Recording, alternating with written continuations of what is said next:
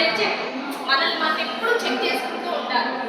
ఏదో నాలో తక్కువగా ఉంది, క్షమాతత్వం నాలో ఉందా లేదా, కరుణ నాలో ఎంత ఉంది, ప్రేమ నాలో ఎంత ఉంది అని మనల్ని మనం ఒకసారి చెక్ చేసుకుంటూ ఉంటే మన గురించి మనం క్లారిటీ వస్తుంది. మన గురించి మనకి ఎప్పుడైతే క్లారిటీ వస్తుందో ఆటోమేటికల్లీ అందరూ కూడా అర్థమవుతారు కదా. సో అదనమాట మెయిన్గా సెల్ఫ్ లవ్ అనేది ఎక్కువ ఉండాలి. మన మీద మనం ఎంతగా మనల్ని మనం ప్రేమించుకుంటూ ఉంటే మన ద్వారా ప్రేమ అందరికీ స్ప్రెడ్ అవుతుంది. మనం ఇక్కడ నిల్చున్నాము అంటే ఏంటి, మన కప్పు ఉంది, మన కప్పులో ప్రేమ మొత్తం ప్రేమ ఎనర్జీ నిండిపోతే అదంతా కొలిపోతుంది కదా, నిండిపోతే ఏమవుతుంది, కొలిపోతుంది కదా, అదంతా స్ప్రెడ్ అవుతుంది కదా అదంతా.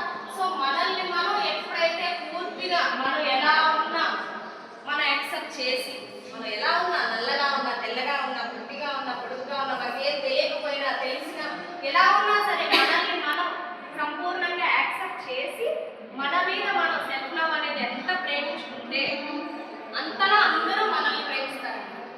సో ప్రేమ ఎనర్జీ అనేది మనం స్ప్రెడ్ చేయొచ్చు. ఇంకోటి ఏంటంటే ఆనందం. మనము ఈ ప్రపంచానికి, ఈ యొక్క భూమాతకి మనం చేసే గొప్ప సేవ ఏంటి, మనం ఆనందంగా ఉండడం. ఓకే, మనం ఆనందంగా ఉన్నప్పుడు మన నుంచి ఆ ఆనందం ఎనర్జీస్ అనేది అందరికీ ఒక సకల ప్రాణకోటికి వెళ్తాయి. ఓకే, మనం ఆనందంగా ఉండాలి. ఆనందంగా ఉండాలంటే ఏంటి, జ్ఞానం ఉండాలి, సరైన జ్ఞానం ఉండాలి, ఏ విషయం ఎందుకు జరుగుతుందనే అవగాహన ఉండాలి. సో అవగాహన ఉండాలి అంటే మన మీద మనం సెల్ఫ్ వర్క్ చేసుకోవాలి, మెడిటేషన్ చేయాలి, బుక్స్ చదవాలి, గురువుల యొక్క గురు సాంగత్యం చేయాలి, ఇలా మహానుభావుల స్పీచెస్ అన్ని వినాలి.